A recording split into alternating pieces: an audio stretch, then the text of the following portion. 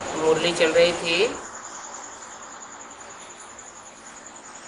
26/7/65 की, दूसरे पेज के मध्य में।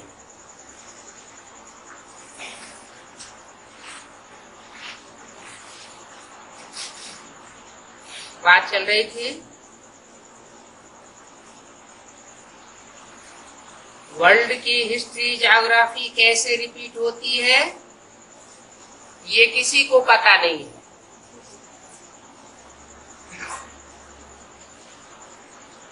God is one, creator is one. और कोई क्रिएटर नहीं है। ना ऊपर कोई दुनिया है,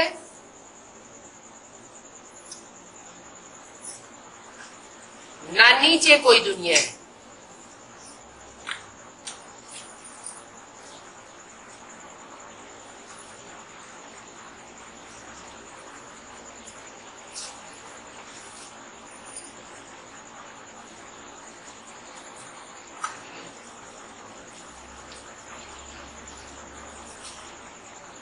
ऐसे समझते हैं भक्ति मार्ग में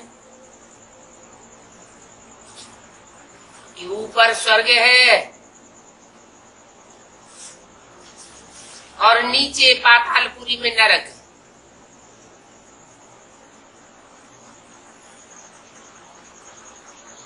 दैत्यों का राज्य नीचे है पाताल लोक में, और देवताओं का राज्य ऊपर है स्वर्ग लोक में। लेकिन भक्ति मार्ग में जो भी बातें हैं वो सब कहाँ की यादगार हैं? संगम युग की यादगार हैं।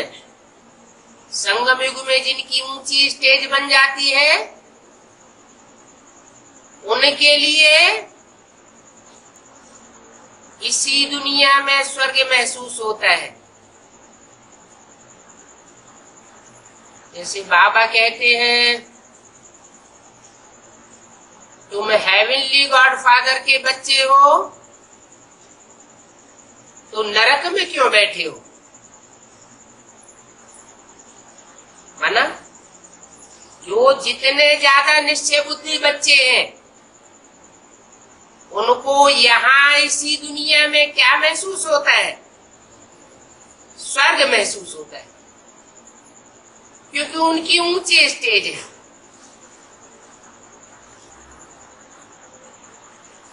और जिन्होंने हेवनली गॉड फादर को पूरा नहीं पहचाना, निश्चय बुद्धि नहीं बने,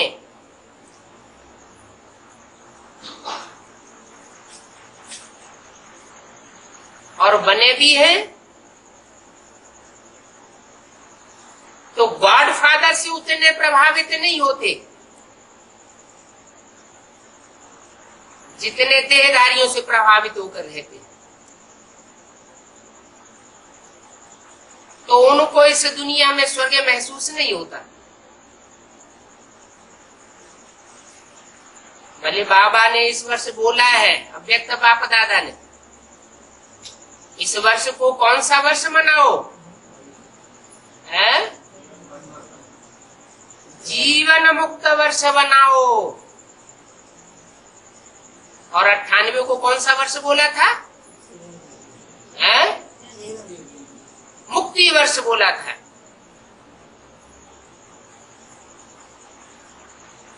ना 98 में किसी की मुक्ति हुई कि नहीं हुई? है हुई? किसकी हुई? है एक की हुई। किस एक की हो गई? है किस एक की मुक्ति हुई 98 में? है कोई की नहीं हुई? अरे कोई तो बताओ। है मुक्ति वर्ष मनाया तो क्या संगम युग में भी झूठा मनाया जाता है? या व्यक्त बाप दादा ने झूठा बोल दिया है? नहीं तो सच्ची बात क्या हुई? है स्वर्ग क्या? कृष्ण का जन्म कहाँ होता है? वैकुंठ में होता है या नरक में होता है? है नरक में होता है। नरक की दुनिया के बीच मैं तुमको स्वर्ग की बादशाही देता हूँ, स्वर्ग का वर्षा देता हूँ। तो पहला वारसदार कौन बनता है? है? कृष्ण पहला पहला वारसदार बनता है ना। संगम युगी कृष्ण पहला वारसदार बनता होगा या सतयुगी कृष्ण पहला वारसदार बनता होगा? पहले तो संगम युगी कृष्ण बने, तो 98 में मुक्ति वर्ष बनाया गया। कब से शुरू हुआ? 15 अगस्त। और दिन कौन सा था? जन्माष्टमी का दिन। गर्भ जेल से मुक्ति हुई।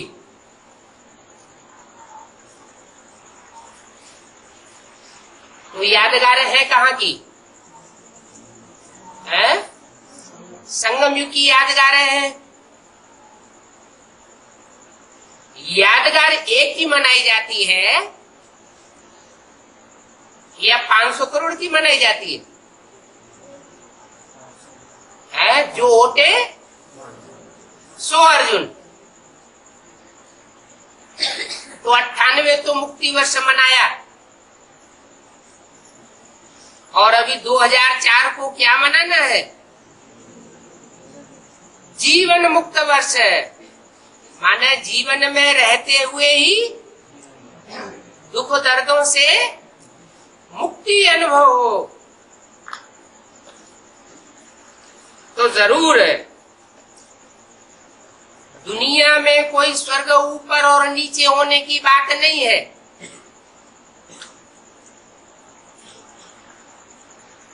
जो अव्वल नंबर बच्चा है वो बाप समान स्टेज पहले बनाता है। फिर नंबरवार बच्चे हैं जिनको बाप समान स्टेज बनाकर दिखानी है। बाप के साथ साथ बच्चों का भी जन्मदिन अनुदा हुआ है।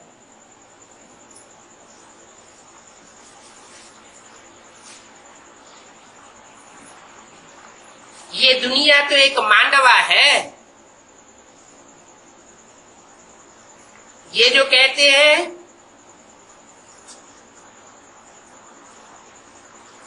आकाश ही आकाश,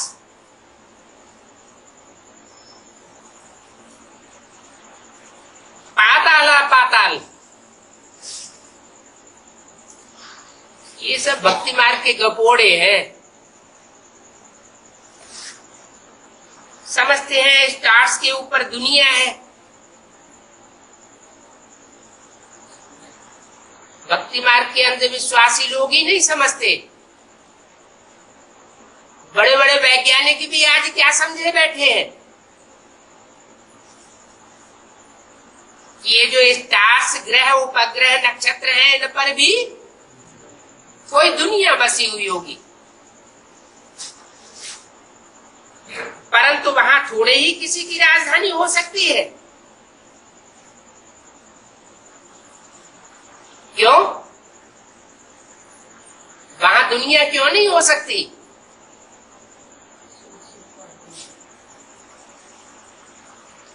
दुनिया नहीं हो सकती, दुनिया की राजधानी नहीं हो सकती।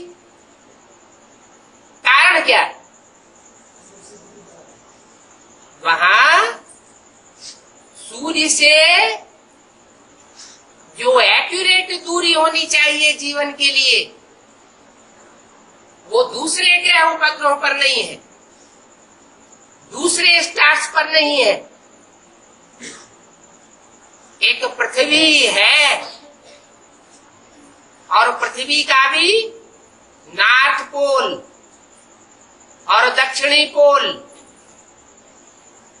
वहां भी कोई जीव जंतु नहीं पनपते, क्योंकि पृथ्वी से सूर्य की दूरी ज्यादा हो जाती है। ये तो रही स्थूल दुनिया की बात। अब चैतन्य पृथ्वी भी होगी, चैतन्य ज्ञान चंद्रमा भी होगा, चैतन्य ज्ञान सूर्य भी होगा। तो चैतन्य ज्ञान सूर्य जिसको गीता ज्ञान सबसे पहले ईश्वर से मिला, उस चैतन्य ज्ञान सूर्य से सबसे नजदीक कौन होंगे?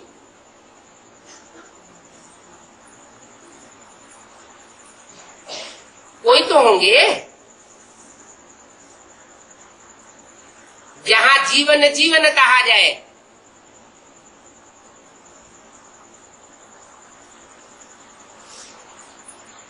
ये संगम युग की बातें हैं।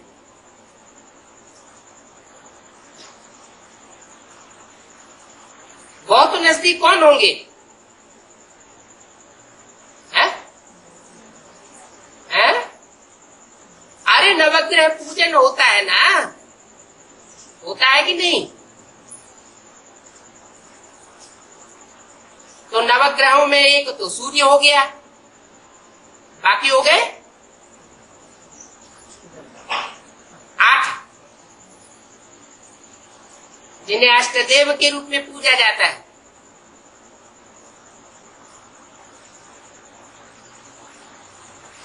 तो नजदीकी की बात है, कोई शरीर रूपी डब्बे के नजदीक होने की बात भी नहीं है। ये तो मन बुद्धि को बुद्धियोग से नजदीक करने की बात है। जो जितना पुरुषार्थ में नजदीक, वो उतना ही ऊंचा पुरुषार्थी कहा जाता है।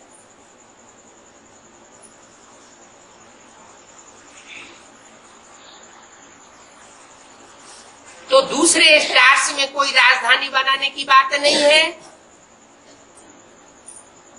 दूसरे जो जड़ स्टार्स है वहां कोई दुनिया की बात नहीं है।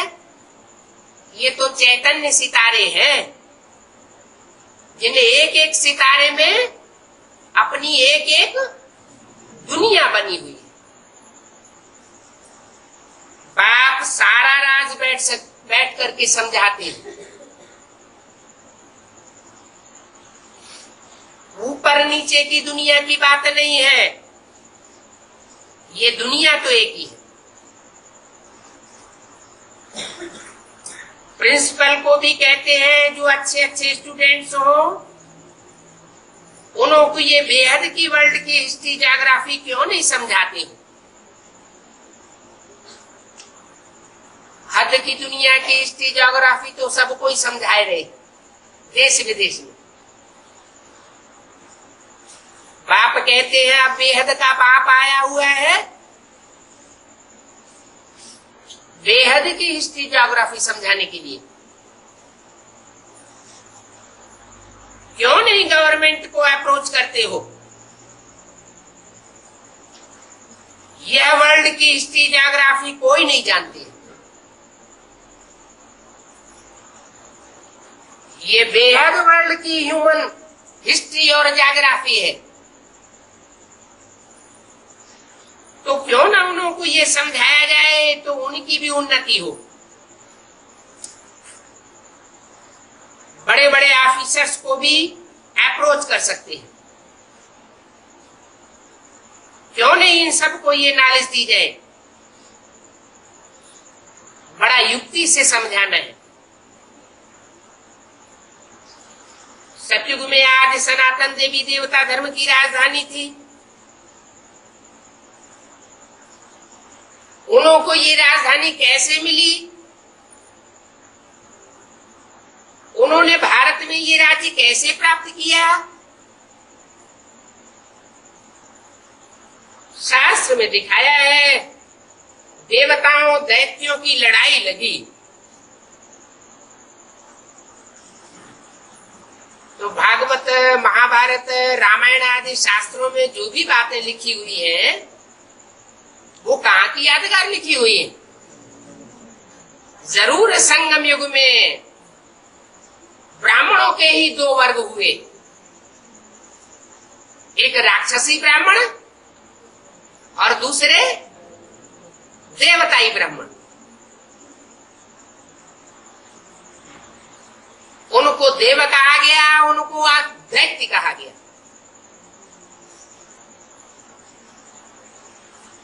फिर देवताओं ने जीत लिया।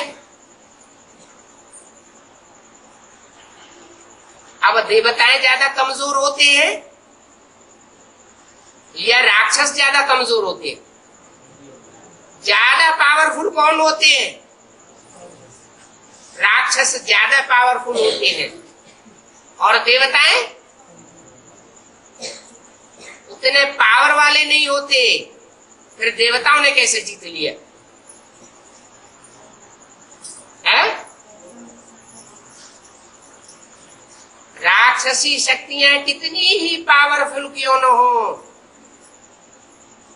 ईश्वरीय शक्ति की आगे उनकी एक भी नहीं चाल चलती।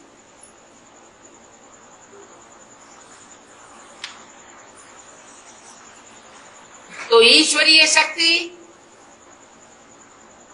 देव आत्माओं को विजय दिलाती है।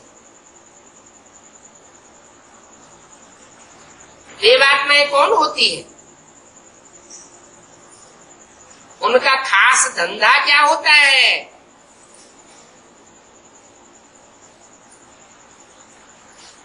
जो 84 जन्म में भी परसेंटेज में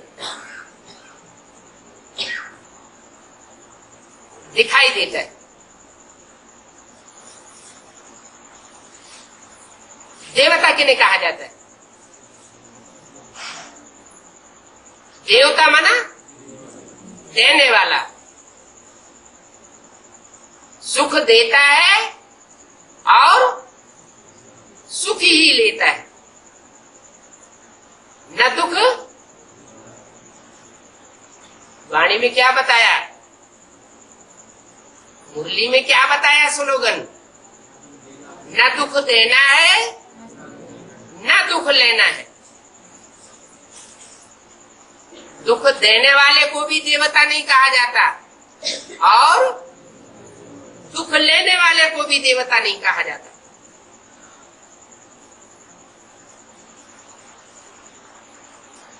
ईश्वरीय पढ़ाई पढ़ते पढ़ते कितने साल हो गए हैं? 68 साल हो गए। अपने अंदर झांक करके देखें, पोता मेल निकालते रहे। दुख देना नहीं है, दुख लेना नहीं है। इस स्लोगन को कहां तक धारण किया है?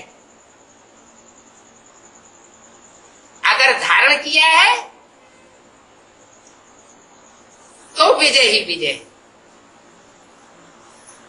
कहां बैठे हैं? विजय विहार। तो विजय विहार में बैठने वालों को अब शूटिंग के इस लास्ट वर्ष में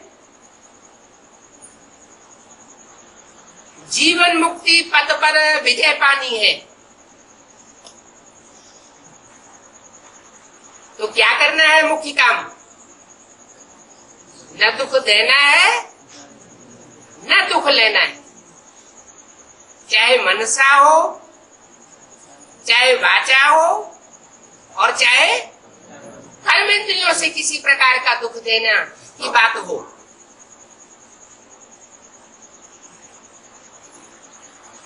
तो ऐसे देवताओं की जीत निश्चित है। भले राक्षसी शक्तियां कितनी ही पावरफुल क्यों न हो, कितनी ही आतताई क्यों न हो, कितनी ही मनमानी करने वाली क्यों न हो, ईश्वरीय नियमों को कितना ही तोड़ने वाली क्यों न हो, उनको हार खानी पड़ेगी।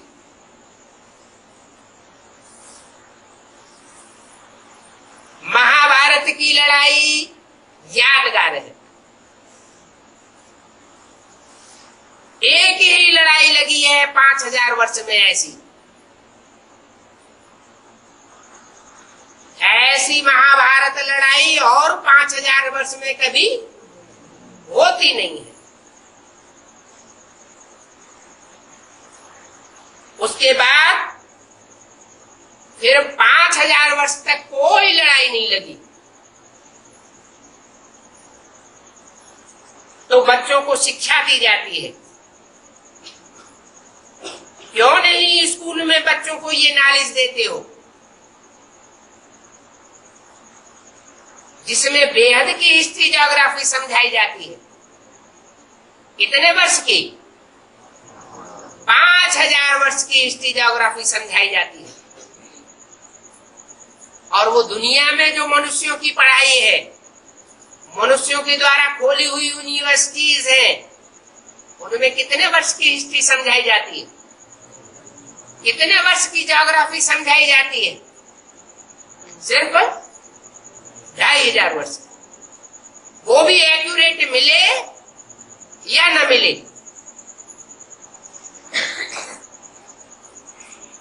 बोलो, हम वर्ल्ड की हिस्ट्री ज्योग्राफी जानते हैं,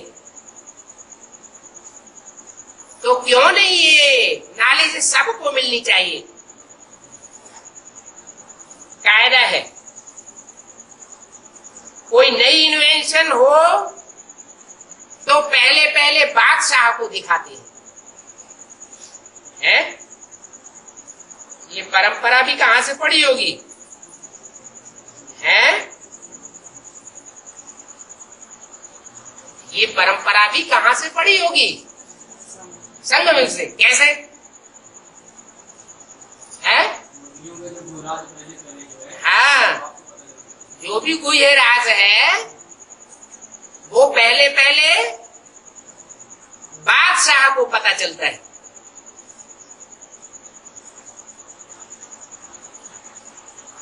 बच्चू बादशाह, पीरू पीरू वजीर।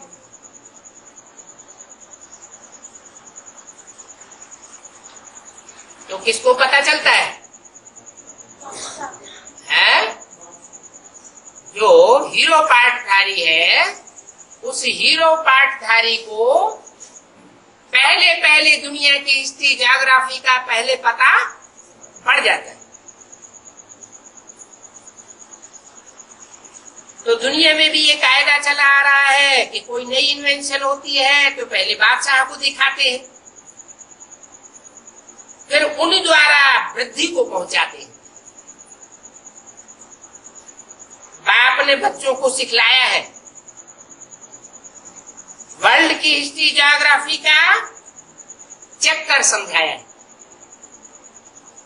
इनको कहा जाता है स्वात्मा को सृष्टि के आदि मध्य अंत का नॉलेज मिलता है, जिससे 21 जन्म के लिए चक्रवर्ती राजा बन जाते हैं। इस नॉलेज से कौन सा पद प्राप्त होता है? 21 जन्म के लिए चक्रवर्ती राजा बन सकते हैं। वो मनुष्यों की पढ़ाई, जो हद की पढ़ाई है, हद की हिस्ट्री ज्योग्राफी बताती है, उससे तो ज्यादा से ज्यादा इंजीनियर बन जाएंगे, डॉक्टर बन जाएंगे, मिनिस्टर बन जाएंगे, कलेक्टर बन जाएंगे। लेकिन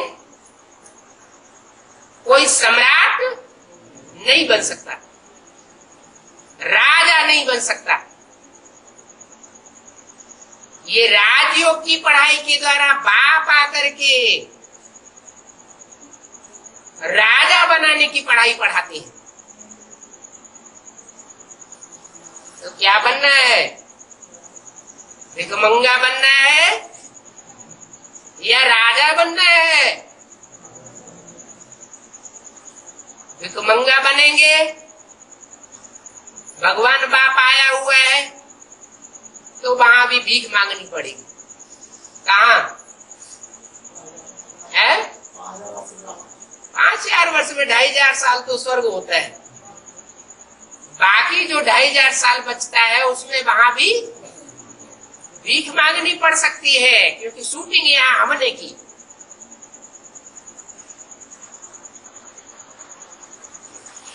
जब भीख मांगने से कोई को नहीं मिलता है तो चोरी डकैती भी करते हैं।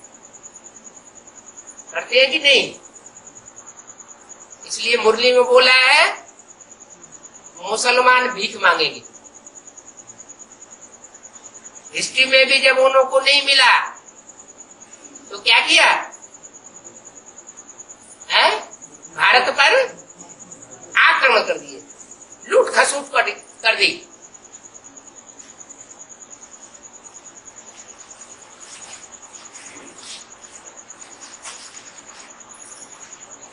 तो तुम बच्चों को तो 21 जन्म के लिए चक्रवर्ती राजा बनाते हैं, समझाना पड़े। भारत में सतयुग त्रेता में सूर्यवंशी चंद्रवंशी राज्य था। क्या सतयुग में कौन से वंश का राज्य था? सूर्यवंशी राज्य। और त्रेता में चंद्रवंशी राज्य था। भारत जैसा ऊंच कोई नहीं था। फिर कैसे बादशाही गंवाई ये कोई नहीं जानते है? कैसे गंवाई? वाम मार्ग माना क्या है? विपरीत। विपरीत माना क्या? विकारी। वि माना विपरीत, कारी माना कारी। विपरीत कार्य है नीचे गिरने का कार्य। क्या सतयुग त्रेता में नीचे नहीं गिरते है? गिरते हैं कि नहीं गिरते? तो विकारी हुए कि निर्विकारी हुए है? जब नीचे सतयुग त्रेता में भी गिरते हैं, द्वापर कलयुग में भी गिरते हैं। परसेंटेज वहां नीचे गिरने की कम होती है और द्वापर कलयुग में नीचे गिरने की परसेंटेज जास्ती होती है। तो नीचे गिरना तो दोनों तरफ होता है। बाकी अंतर क्या रहा? हाँ, वहां द्वापर कलयुग में विविचार फैलता है,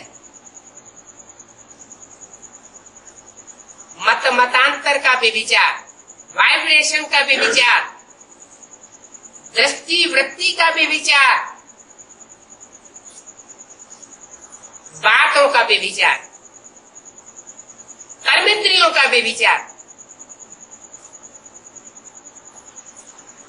इसलिए पतन जास्ती होता है।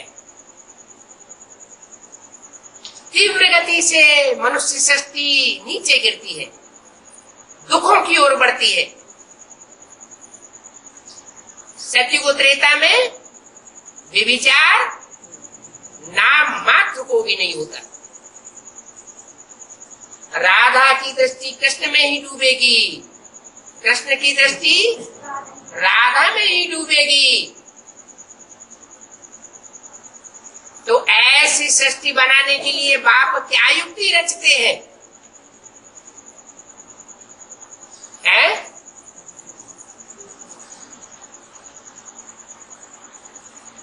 अरे अभी तो बताया दुनिया के नीचे गिरने का कारण क्या बताया? विचार। तो ऊपर उठने का कारण क्या बनेगा? अविचार। माना एक, माना हम कृष्ण बन जाए, किसी को राधा बना दे, क्या करें? हाँ, यहाँ ये जो भी धर्म पिताएं आए हैं उन्होंने विविचारी दुनिया बनाई। एक बाप इस सृष्टि पर आते हैं तो शिवालय बनाते हैं, ऐसी युक्ति रचते हैं। शिवालय और वैश्यालय में क्या फर्क होता है?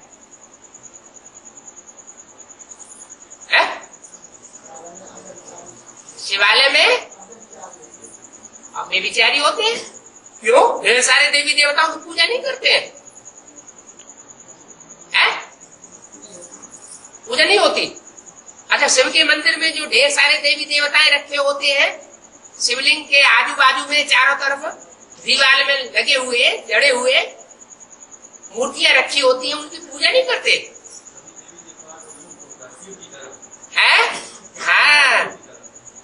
शिवालय इस बात की यादगार है कि सतयुग त्रेता में अव्यभिचार होता है।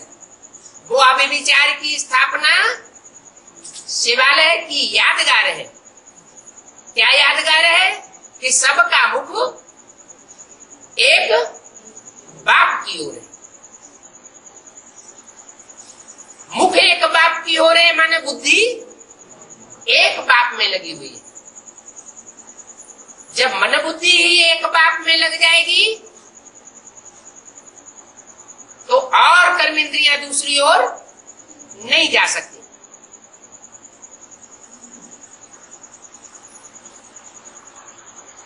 तो बाप ऐसी नॉलेज देते हैं जिससे 21 जन्म के लिए तुम चक्रवर्ती राजा बनते हो।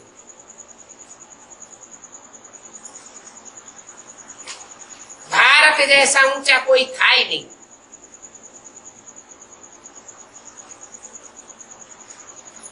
तो कैसे राजाई गवाई ये कोई नहीं जानते,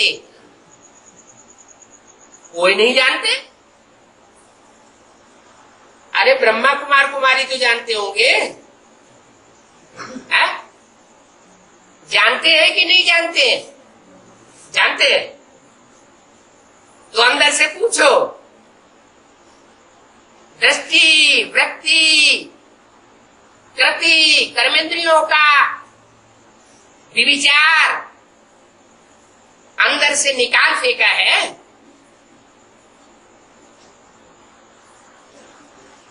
या रोज अटैक करता रहता है?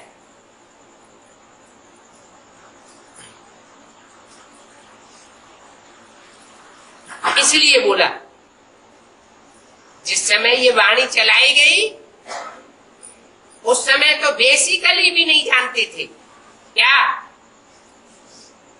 कि बादशाही देवताओं ने कैसे गवाई। कैसे गवाई का क्या उत्तर निकला है? विविचारी बने तो राजाई गवाई दी। अभी 68 साल हो गए पढ़ाई पढ़ाते पढ़ाते, है?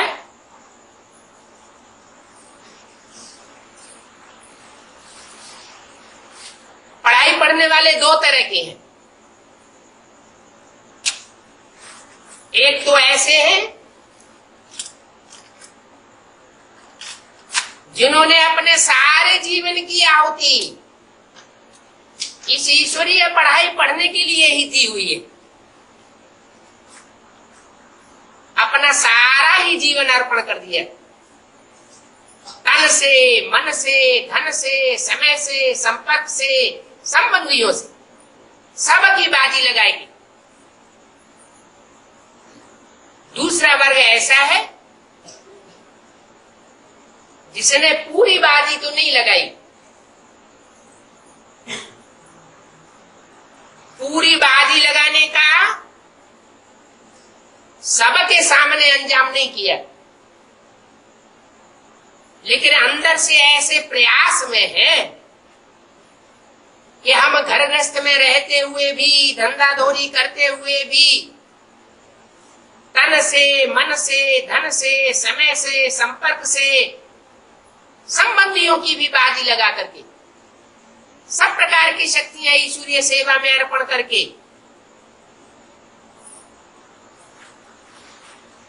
हम ये पुरुषार्थ में लगे रहे।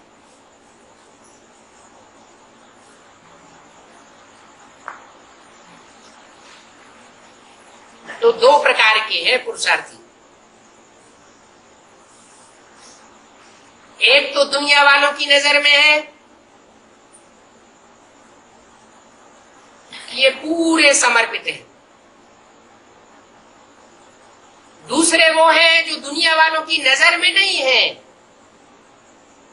कि पूरे समर्पित है नहीं है, लेकिन ईश्वर की नजर में उनमें से कोई कोई जरूर ऐसे निकलेंगे, या जैसे बेसिक नॉलेज में से एडवांस नॉलेज में निकले। इसका मिसाल मुरलियों में क्या बताया? अंदर वाले रह जावेंगे और बाहर वाले ले जावेंगे। बेसिक नॉलेज की पढ़ाई पढ़ते समय जो पढ़ाई उसका रिजल्ट निकला या नहीं निकला, कि अंदर वाले रह जावेंगे बाहर वाले ले जावेंगे, ये रिजल्ट कब से निकलना शुरू हुआ? सन 76 से एडवांस नॉलेज में ये रिजल्ट निकला। घरगस्त में रहने वाले मोस्टली पास हुए और सरेंडर वर्ड में से बहुत कम गिने चुने निकले। कारण क्या हुआ? मुख्य कारण क्या हुआ? अच्छा, जो सरेंडर हुए वो बाप को नहीं पहचानते, और जो सरेंडर होने की हिम्मत ही नहीं कर पाए उन्होंने बाप को पहचान लिया।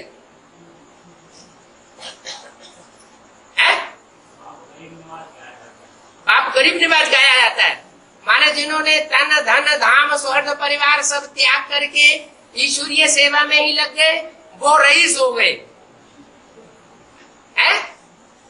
और जो तन धन धाम स्वर्ग परिवार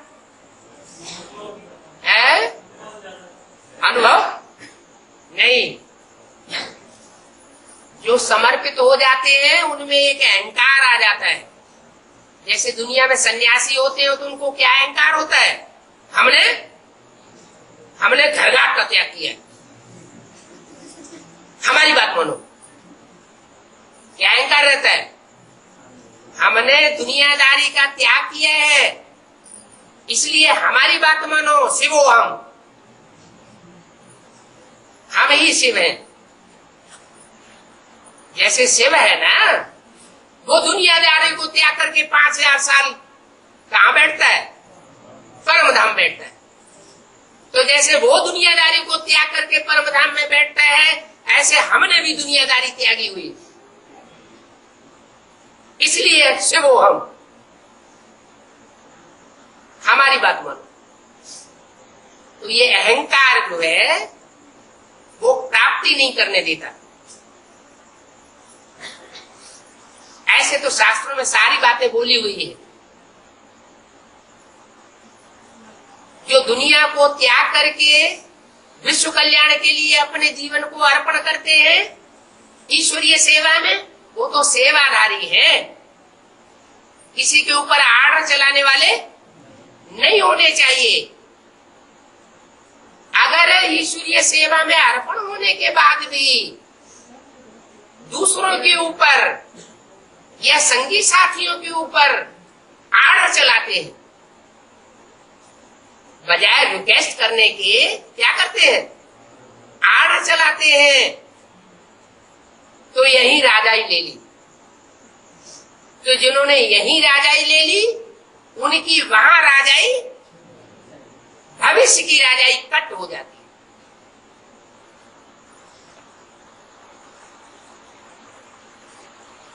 तो बताया ये बादशाही स्वर्ग की कैसे गवाई, ये कोई नहीं जानते।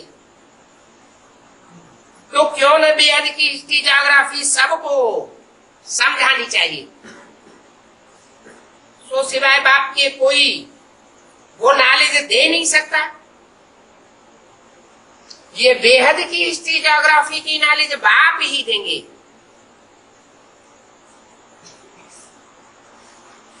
26/7/65 की मुरली का तीसरा भी। तो तुम बच्चों को सर्विस भी करनी है। क्या करना है? सर्विस करनी है कि डिसर्विस करनी है? सर्विस। सबते सेवक धर्म कठोरा। क्या? जितने भी कार्य करने वाले दुनिया में हैं, उनमें जो सेवक का पार्ट बजाता है, सेवाधारी का पार्ट बजाता है, उसका धर्म बहुत कठोर होता है। भक्ति मार्ग में तुलसीदास जी ने रामायण में लिखा, ये भक्ति मार्ग में भी बताया और बाबा भी ये बात बता रहे हैं कि तुम बच्चे सेवाधारी हो। पहले किसके सेवाधारी हो? है? पहले नहीं, स्वयं के सेवाधारी वो तो ठीक है। पहले सेवा करनी है अपने घर की, परिवार की, फिर सेवा करनी है बाहर की। पहले घर का सुधार, फिर पर का सुधार। तो अपने जो ब्राह्मण परिवार की भांति हैं, उनकी सेवा में अहंकार नहीं आना चाहिए। सेवा की सेवा करो, और जिनकी सेवा करो अगर वो दो चार कठोर शब्द बोल दें तो उनको भी सहन करो। जैसे माँ होती है घर में,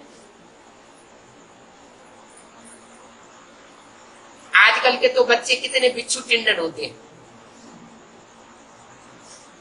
ब्रह्मा बाबा को ऐसे बच्चों से सबाका पड़ गया, लेकिन कैसी सेवा की? सेवा के धर्म में कोई कमी रही क्या? नहीं रही ना। इसलिए वो आत्मा सतयुग का प्रथम महाराज कुमार बनती है, बनी बनाई राजाई लेती है। बनानी पड़ती है या बनी बनाई मिलती है? बनी बनाई मिलती है।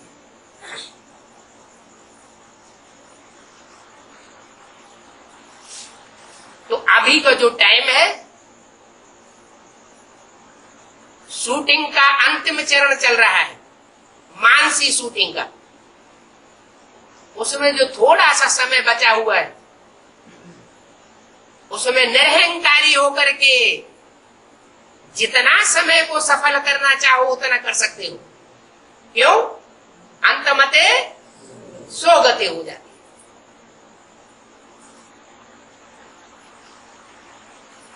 जब परीक्षाएं होती हैं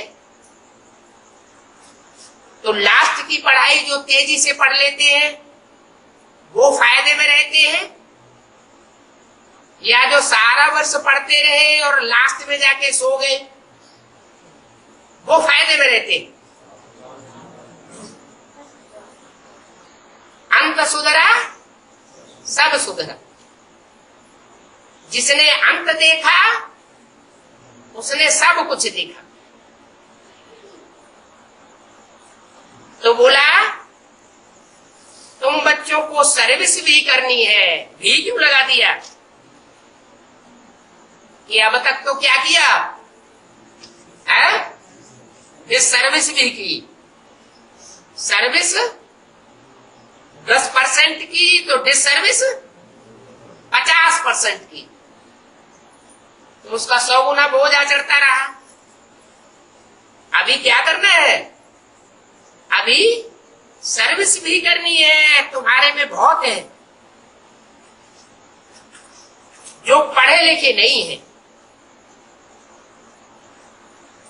है ना? तुम्हारे में बहुत कौन है जो पढ़े लिखे नहीं है? है? कुमार है कि कुमारी है कि माताएं हैं कि अधर कुमार है? कौन है? माताएं ऐसी बहुत है जो पढ़ी लिखी नहीं है। बाबा कहते हैं बहुत अच्छे हैं। क्या इन्होंने डागली पढ़ाई नहीं पढ़ी है तो बहुत अच्छे। कौन सी पढ़ाई नहीं पढ़ी है? डागली पढ़ाई। बाबा नाम क्यों देते हैं? डागली पढ़ाई, गॉडली पढ़ाई है। ये नाम क्यों दिया? क्या ली? डागली कि गॉडली है? नाम दिया डागली। अगर डाग को चुन लिया तो क्या बनाएगा? कुतिया बना देगा। और गाढ़ को चुन लिया तो विश्व का बादशाह बना देगा। तो बाबा कहते हैं तुमने वो दुनियावी पढ़ाई नहीं पढ़ी है तो बहुत अच्छी है। तो मोस्टली तो माताएं ऐसी है जिन्होंने गागली पढ़ाई नहीं पढ़ी है। जो बहुत पढ़ने वाले हैं वो इम्तिहान पास कर न सके। क्या जास्ती पढ़ाई पढ़ते हैं तो उनको घमंड आ जाता है, फिर वो जो बेहद का इम्तिहान है वो पास नहीं कर पाते। यहां तो है सेकंड की बात। सतयुग में लक्ष्मी नारायण का राज्य था, त्रेता में राम सीता का था, फिर द्वापर में इसका राज्य शुरू होता है, माया रावण का राज्य शुरू होता है। पहले भारत नया था, बरोबर लक्ष्मी नारायण का राज्य था, फिर आधा कल्प के बाद भक्ति मार्ग शुरू होता है। इस भक्ति मार्ग में फिर धक्के खाने पड़ते हैं। कौन से मार्ग में? भक्ति मार्ग। भक्ति कहां से आती है? भक्ति रावण से आती है। माना जो 10 सिर इकट्ठे होकर के राज्य चलाते हैं, जिसे प्रजातंत्र राज्य कहा जाता है,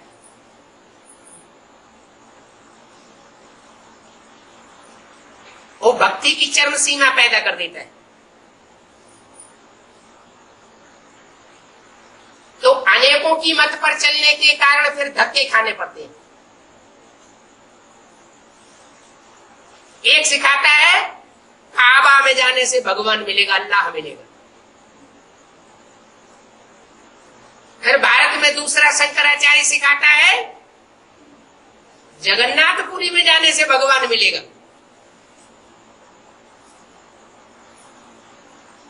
श्रृंगेरी मठ का शंकराचार्य सिखाता है रामेश्वरम जाओ। तो जितने जितने गुरु, जितने जितने मुंड, उतनी उतनी बातें सिखा देते। तो अनेक मत लेने के कारण बुद्धि भ्रमित हो जाती है। मनुष्य आत्माएं 2500 साल से धक्के खाती चली आई। इसलिए राम रावण का जब युद्ध होता है तो रावण को कितने सिर दिखाते हैं? 10 सिर दिखाते हैं। 10 सिर 20 भुजाएं। और राम को एक सिर दिखाया जाता है, माने एक मत। वो एक मत देता है।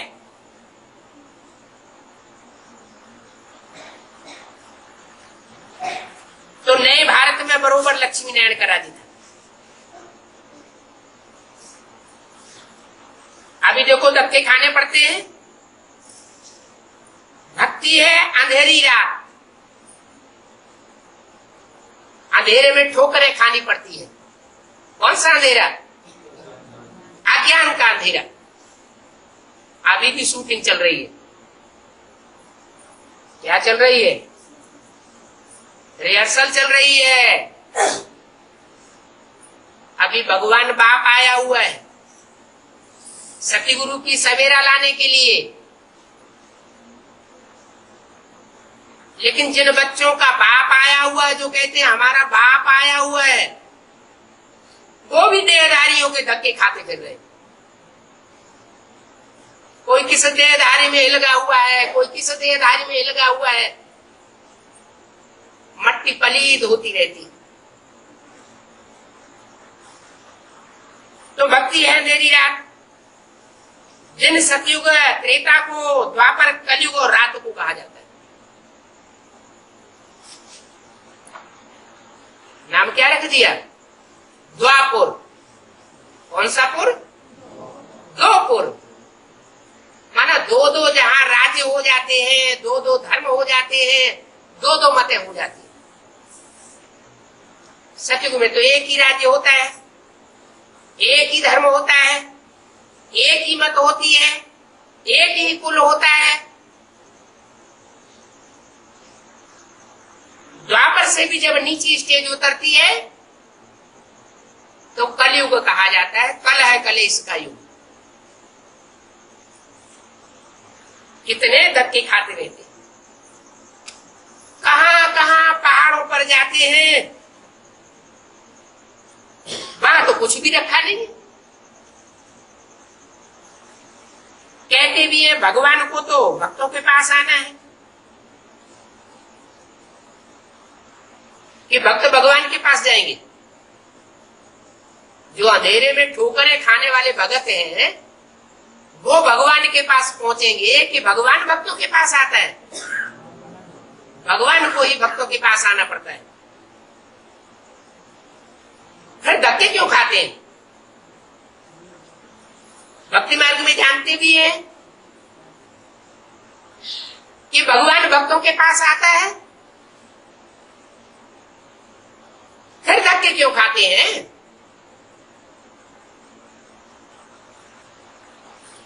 बाप का पता ही नहीं है। जब तक पता नहीं है तब तक धक्के खाते। उनको ढूंढते ढूंढते धक्के खाए खाए दुर्गति हो गई। जाते भी है गॉड फादर लिबरेटर है, भक्ति के धक्कों से लिबरेट करने वाला है। उनको कहा जाता है हेवनली गॉड फादर। तो जरूर उनसे हेवन का वर्षा मिलना चाहिए।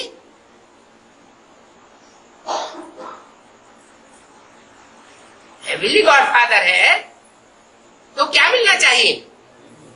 हेवन का वर्षा मिलना चाहिए। किसी का बाप अरबपति है, मल्टी मिलियनर है,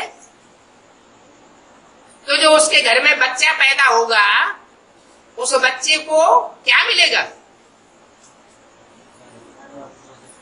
मिलों का वर्षा मिलेगा, अरबों करोड़ों का वर्षा मिलेगा। तो बाबा पूछते हैं भूल तो नहीं गए हो?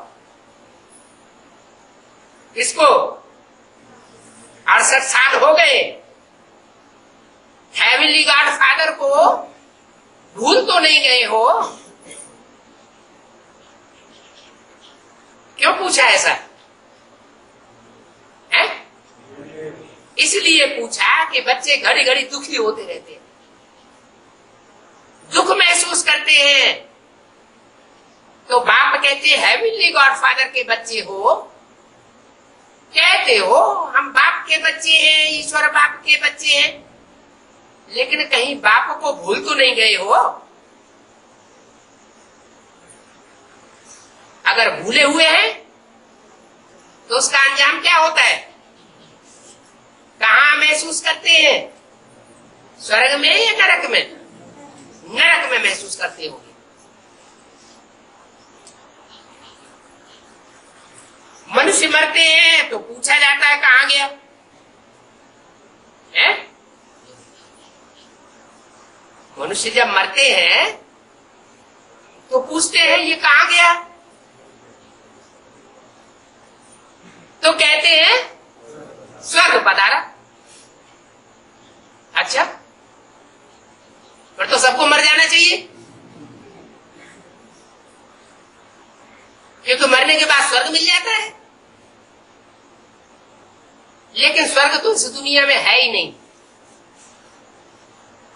जो भी मरते हैं कहां जन्म लेते हैं? इसी नरक की दुनिया में जन्म लेते हैं। पहले का जन्म फिर भी अच्छा होता है, जो अगला जन्म होता है वो तो और भी नीचा होता है, दुखी जन्म हो जाता है। तो ये क्यों कहते हैं कि जो मरा सो स्वर्ग पधारा? ये संगम युग की यादगार है। किस बात की यादगार है? कि जो यहाँ ईश्वर बाप के आने पर ईश्वरीय श्रीमत के ऊपर जीते जी मरते हैं। जैसे जैसे बाप चलाना चाहता है, अपनी मनमत का त्याग करके, अहंकार को छोड़ करके, अपने को मार करके भी ईश्वर के बताए हुए रास्ते पर चलते हैं। वो मरा हुआ जो अपने को भी महसूस करे कि मैंने अपने पूर्व जिंदगी को मार दिया, देवान की जिंदगी को मार दिया, और संगी साथी दूसरे भी अनुभव करें कि इसने तो अपने को मार दिया। जैसे इस साल बाबा ने बोला है, क्या बोला है? परिवर्तन परिवर्तन, क्या महान परिवर्तन। तो किसका होगा परिवर्तन? जिसने अपने देह अहंकार को त्यागा होगा, उसका परिवर्तन होगा। तो कहते हैं स्वर्ग पधारा, किसको भी पता नहीं है स्वर्ग कहाँ होता है। वो समझते हैं कोई आसमान में स्वर्ग होता है। ऐसा क्यों समझते हैं? हाँ, ऐसी ऊंची स्टेज जो धारण करता है वो स्वर्ग का अनुभव करता है, जीवन मुक्ति का अनुभव करता है। इस वर्ष जीवन मुक्त वर्ष प्रैक्टिकल में मनाना है या सिर्फ नगाड़े बजाने हैं मुंह के? प्रैक्टिकल में मनाना है ना। तो कोई आसमान में स्वर्ग नहीं होता।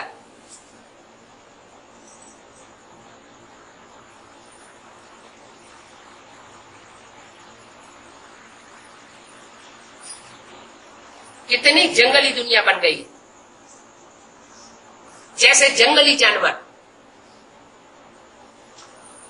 जंगली जानवर क्या करते हैं?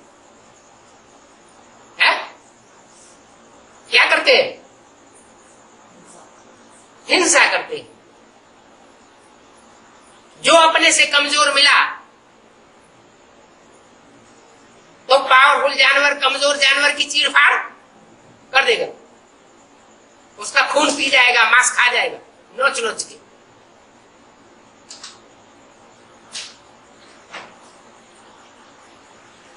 तो हम अपने को देखें, कहीं अधिकार के नशे में आकर जो हमसे कमजोर हैं उनको नोच नोच के खाते तो नहीं है।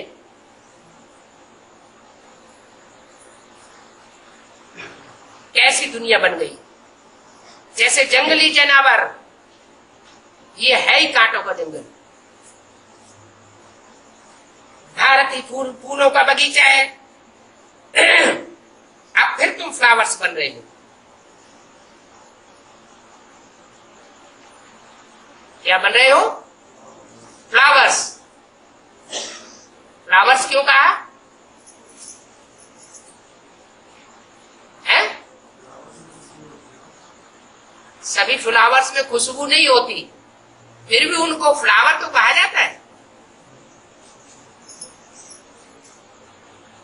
किस्म किस्म के फूल होते हैं, लेकिन सभी फूलों में हल्कापन जरूर होता है। चाहे वो कमल का फूल ही क्यों ना हो, बहुत बड़ा होता है तो भी उसमें हल्कापन होता है। देवान क्या बनाता है? भारी बना देता है। अपनी मन बुद्धि को भी भारी बना देता है। जो दूसरे संगी साथी हैं उनकी मन बुद्धि को भी भारी बना देता है।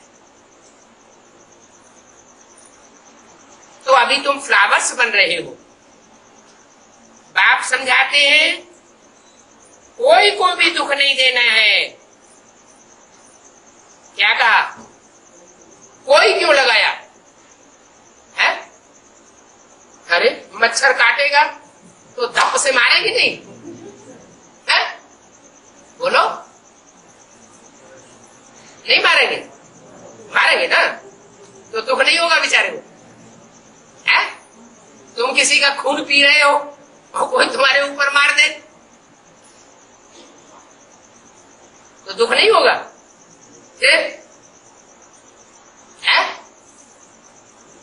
जैन धर्म में क्या करते हैं?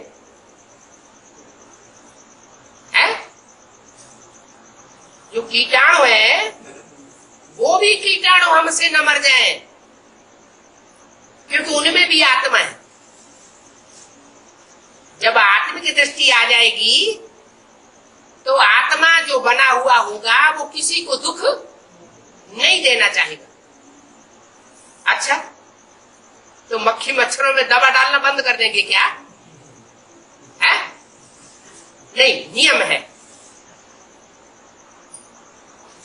पहले अपनी जाति का सुधार करना पड़े। पहले मनुष्य जाति का सुधार करना पड़े। हम मनुष्य है ना, तो हर एक अपनी हमजिन्स को देखता है। बाकी बुद्धि है तो ये सोचना चाहिए कि ये मच्छरों की दुनिया में हमको जन्म क्यों मिला है? कोई कारण होगा ना। हमने मक्खी मच्छरों जैसा कोई आचरण किया होगा ना, जानवरों जैसा कोई आचरण किया होगा ना पूर्व जन्मों में अथवा इस जन्म में भी, तो हमको ये प्रतिफल मिल रहा है। अभी हम कोई भी आत्मा को दुख न दें तो हमको रिजल्ट में क्या मिलेगा? सुख ही मिलेगा। कोई कितना भी हमको दुख देने वाला क्यों न हो, वो तब तक हमको दुख देगा जब तक उसका अपना हिसाब किताब पूर्व जन्म का चुकतू नहीं हो जाएगा। जब अपना हिसाब किताब चुकतू कर लेगा तो जन्म जन्मांतर का ही दुश्मन क्यों न रहा हो, वो भी हमारा मित्र बन जाएगा। तो बोला कि बाप समझाते हैं कोई को भी दुख नहीं देना है। अगर अब भी दुख दिया तो रिजल्ट क्या होगा? दुखी होके मरेंगे। क्या? एक तो खुशी खुशी मरना होता है और एक दुखी जो होकर के मरना होता है, हाय गैया तौबा करके मरना होता है। तो कौन सी अंतमते सो गति अच्छी है? सुख की जो मौत हो वो अच्छी हुई ना। तो जो दुख देने वाले हैं वो इतना ऊंच पद पाए नहीं सकेंगे। इतना ऊंच पद है जितना सुख देने वाली आत्माएं जो होंगी, जो अष्टदेव होंगे, जरूर उन्होंने सबसे जास्ती सुख देने का पाठ बजाया होगा। सिर्फ सतयुग त्रेता में ही या द्वापर कलयुग में भी? है द्वापर कलयुग में भी। इसलिए भेंट में बताया कि जो दुख देने वाली वृत्ति के होंगे वो इतना उच्च पद पाए नहीं सकेंगे। तुम जानते हो हम बाप के पास आए,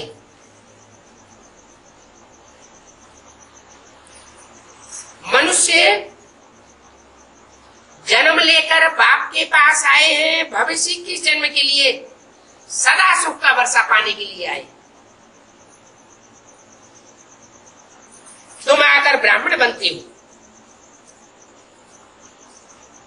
ब्राह्मण सबसे ऊंच गाए जाते हैं। सबसे माने किससे? है? और जो दूसरी जातियां हैं, चाहे वो देव हो, चाहे वो शूद्र हो, चाहे वैश्य हो, और चाहे त्रेता के क्षत्रिय हो, लेकिन सबसे ऊंच पद किसका है? जो संपूर्ण ब्राह्मण बनते हैं। ब्रह्मा के आगे कौन है?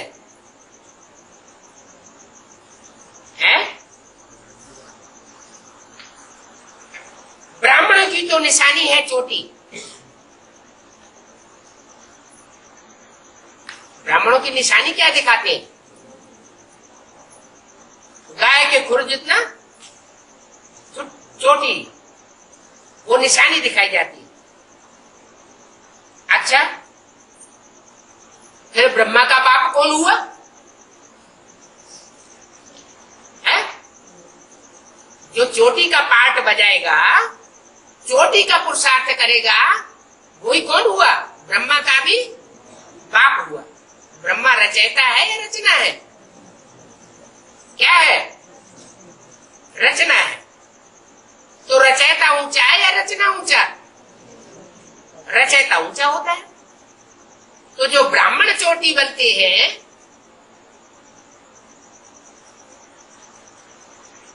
चोटी में 2-4 बाल होते हैं या ढेर बाल होते हैं?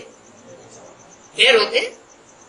तो जो ब्राह्मण चोटी बनते हैं, उच्च कोटि के ब्राह्मण बनते हैं, वो ब्रह्मा से भी उच्च पद पाते हैं। ब्रह्मा तो सतयुग में जाकर के देवता बनेगा। कौन सा देवता? कृष्ण देवता बनेगा। लेकिन उससे भी ज्यादा उच्च स्थिति प्राप्त करने वाले ब्राह्मण होते हैं।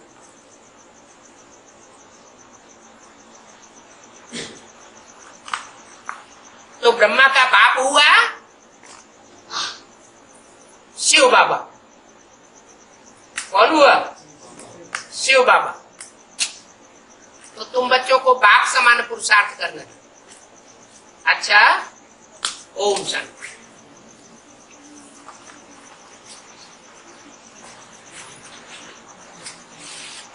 Thank